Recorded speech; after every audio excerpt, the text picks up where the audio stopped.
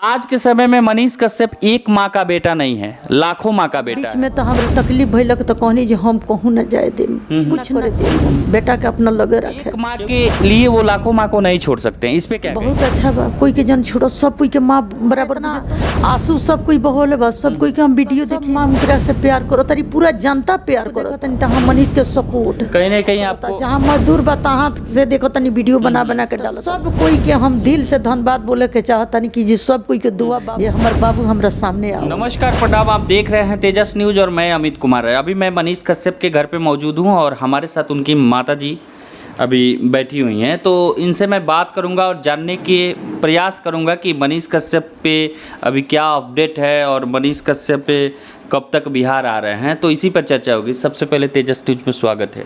धन्यवाद।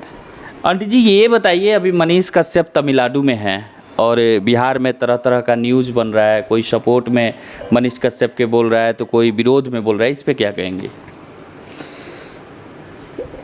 जितना सपोर्ट करत हलो या विरोध करत हलो, सब कोई सपोर्ट में धीरे धीरे आवते बा। सब कोई के हम धन्यवाद बोले के चाहतनी कि जे हमरा बेटा के आवाज़ उठावो लो, पूरा जनता हमरा बेटा के बस रिहाई होखो।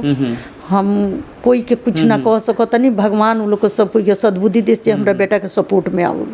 जिस समय मनीष कश्यप के ऊपर एफआईआर हुआ और मनीष कश्यप को जेल में डाला गया, उस समय कोई बड़ी राजनीति पार्टी सपोर्ट में नहीं आई, लेकिन आज एक एक करके बीजेपी के बड़े बड़े चेहरे जैसे मनोज तिवारी, मृदुल जी और आपके सुशील मोदी जी और आपके तमिलनाडु के बीजेपी के प्रदेश अध्यक्ष अन्नामलाई जी मनीष कश्यप के समर्थन में आ रहे हैं, क्या कहेंगे इस पे? जितना लोग सपोर्ट में आए सब लोग के हम धन्यवाद बोले के चाहतनी कि जे कोई तो मने आए, देर होला भगवान घर में अंधेर ना होला, धीरे धीरे सब कोई उनका बारे में जानलक, सब कोई सपोर्ट में आ गए। बहुत दिल से हम लोग का धन्यवाद बोलो तनी कि जे हमरा बेटा। अभी सोशल मीडिया पे एक फ़ोटो ट्रेंड कर रहा है, मनीष कश्यप के भाई करण जी और के अन्नामलाई जी का फ़ोटो सोशल मीडिया पे अभी ट्रेंड कर रहा है। क्या लगता है आने वाले समय में मनीष कश्यप बीजेपी से चुनाव लड़ेंगे? अब बबुआ वो तो जनता के हाथ में बा, जनता चाही तौन होखी। अभी एक वीडियो भी आया हुआ है, उसमें दिखाया जा रहा है कि मोतिहारी से मनीष कश्यप बीजेपी के उम्मीदवार होंगे, इस पे क्या कहेंगे?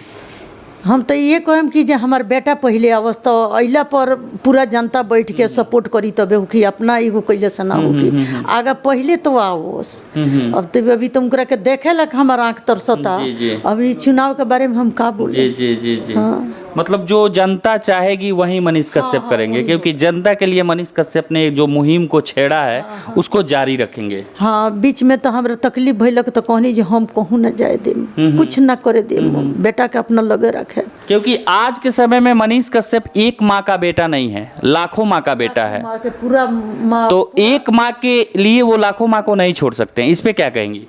बहुत अच्छा बा, कोई के जन छोड़ो, सब कोई के माँ बराबर बुझे, तब न माँ इतना आंसू सब कोई बहोले बा, सब कोई के हम वीडियो देखे नहीं तो सब कोई के प्यार बा, सब माँ उनकरा से प्यार करो तारी पूरा जनता प्यार करता।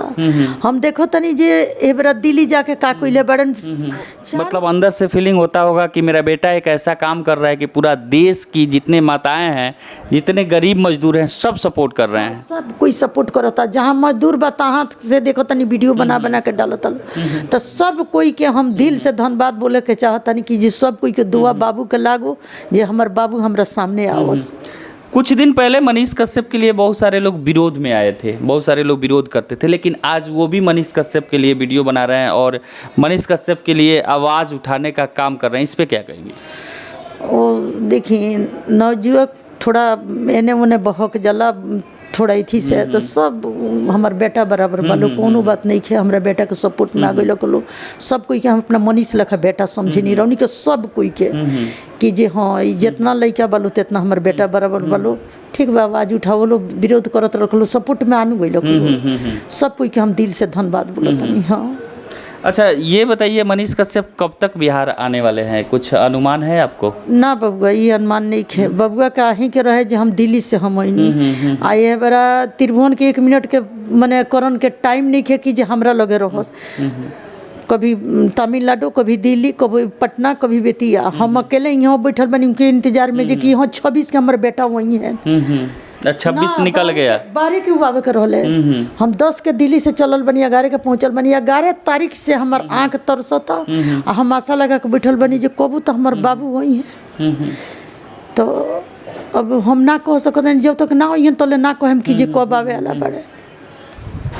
देख लीजिए, सरकार में बैठे जो मुखिया हैं, बिहार के मुखिया नीतीश कुमार जी, एक माँ का आंख तरस रहा है अपने बेटा से, अपने लाल से मिलने के लिए, और एक माँ लगातार प्रयास कर रही है कि उसके बेटा उसके पास आ जाए और वो अपने बेटा से जाकर मिले। तो मेरा ये प्रयास आपको कैसा लगा कमेंट बॉक्स में ज़रूर बताइए। और आप देख रहे हैं तेजस न्यूज़, मैं अमित कुमार राय।